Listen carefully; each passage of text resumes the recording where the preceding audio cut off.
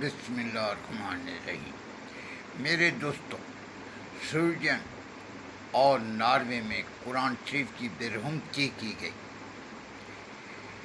یہ تمام مسلمان پہ دلوں پہ وار کیا گیا ہے، کیونکہ ہر ایک مسلمان کے دل میں قرآن بستا ہے، قرآن و حدیث ہے۔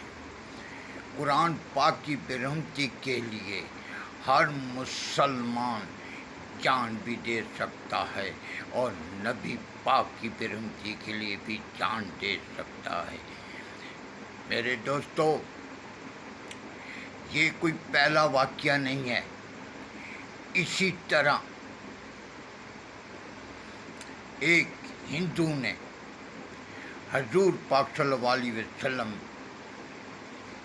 کے خلاف گستاخانہ الفاظ استعمال کیے اور کتاب لکھی، تو وہاں پہ غازی علم الدین شہید پیدا ہو گئے اور انہوں نے اسے کیفے کردار تک پہنچایا۔ سلمان رشدی نے بھی حضور پاک صلی اللہ علیہ وسلم کے خلاف کتاب لکھی، تو اس نے بھی مسلمانوں کو للکارا۔ اس کے پیچھے ایک بہت بڑی سازش ہے، اور یہی سازش سلطنت عثمانیہ کو آواز دے رہی ہے۔ ترکی پھر سلطنت عثمانیہ قائم کرنے جا رہا ہے، جس کی بنا پر یہ سویڈن، ناروے اور دوسرے مغربی ممالک جو اس کے خلاف ہیں، وہ ایسی حرکتیں کر رہے ہیں۔ یہ ان سب کی ملی بھگت ہے، چاہے امریکہ ہو، چاہے فرانس ہو، چاہے ناروے ہو، سوڈن ہو، جو بھی، اسرائیل ہو، جو بھی ہو۔ یہ ایک سوچے سمجھے منصوبے کے تحت قرآن شریف کی برہمتی کی گئی ہے، جبکہ اقوام متحدہ نے عمران خان کی آواز پر، جب عمران خان نے پوری دنیا کو یہ ثابت کیا تھا کہ اگر حضور پاک صلی اللہ علیہ وسلم کے خلاف جو کوئی بھی بات کرتا ہے تو وہ ہمارے دل پر وار کرتا ہے، اور اگر قرآن شریف کی جو برہمتی کرتا ہے ہم سب کو للکارتا ہے۔ اس لیے میرے دوستو، آج پھر متحد ہونے کا وقت ہے۔ میں آزادی نیوز چینل کی طرف سے عمران خان کا ساتھ دینے پر ہم پوری پاکستانی قوم سے اپیل کرتے ہیں کہ اپنے سیاسی اختلافات، دشمنیاں، فرقہ بندیاں ختم کر کے قرآن شریف کی جو برہمتی کی گئی ہے اس کے خلاف پرامن احتجاج کرو، اور جمعے کے دن اپنے گھروں سے نکلو۔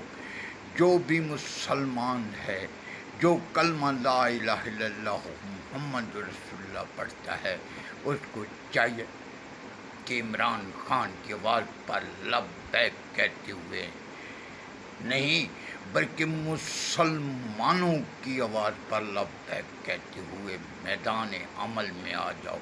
کوئی پیپل پارٹی، نون لیگ، مسلم لیگ اور یہ 13 جماعتیں ہیں، یہ اختلافات سب بلا دو، کوئی کسی کا دشمن، اس پر ہم سب ایک ہیں۔ ہماری فوج بھی اس میں احتجاج کرے گی، ہمارا پاکستان کا بچہ اس پر احتجاج کرے گا۔ اس لیے جمعے کے دن خدا کے لیے گھروں سے نکلو اور ثبوت دو، تاکہ ان کو معلوم ہو جائے اور مدینہ والے کو خبر پہنچ جائے کہ جب حضور پاک صلی اللہ علیہ وسلم مسجد نبوی میں بیٹھ کر یہ کہتے تھے کہ مجھے برے صغیر سے ٹھنڈی ہواؤں کے جھونکے آتے ہیں، تو آج ان جھونکوں کو دکھاؤ، ثابت کرو کہ پاکستان میں تمام مسلمان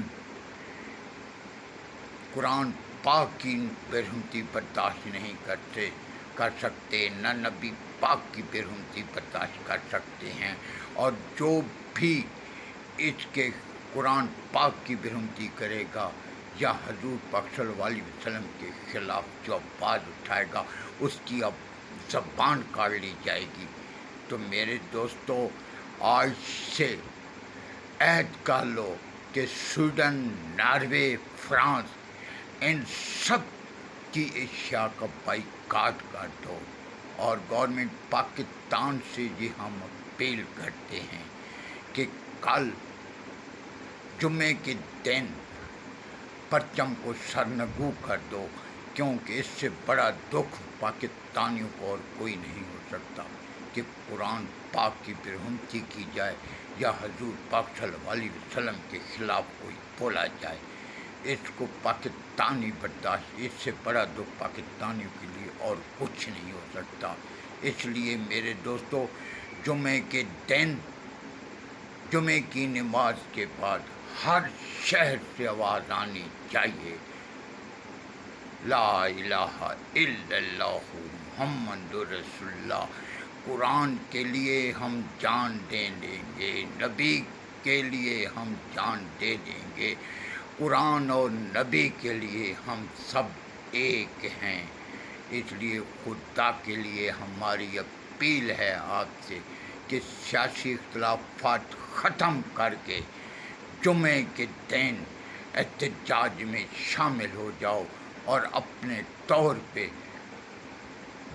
قرآن کی برہمتی کرنے والوں کو جواب دو۔ اور اگر ترکی نے جس طرح سویڈن اور ناروے کو دھمکی دی ہے، اگر سویڈن اور ناروے ترکی کے خلاف ہوتے ہیں یا کوئی جنگ ہو، تو اس میں پاکستان کا ہر ایک بچہ، صرف پاکستان کا نہیں بلکہ تمام مسلمان یکجا ہو کر ترکی کے ساتھ کھڑے ہیں۔ انشاءاللہ یہی ترکی سلطنت اور پاکستان سلطنت عثمانیہ بنے گا اور ان کو اس تمام سازشوں کا جواب دے گا۔ پھر میں آپ سے اپیل کرتا ہوں کہ جمعے کے دن آپ خدا کے لیے گھروں سے نکلو اور اس قرآن پاک کی خاطر احتجاج کرو، پرامن احتجاج کرو، کیونکہ قرآن ہمیں پرامن احتجاج کا حکم دیتا ہے، نہ کہ تشدد کا۔ اور خاص طور پہ احتجاج کے وقت شرط پسندوں پہ بھی نظر رکھنا، کیونکہ جہاں پر یہودی لابی کے جانٹ ہوتے ہیں جو شرط پسندی کرتے ہیں اور ہم سب کو آپس میں لڑاتے ہیں۔ وعلیکم السلام۔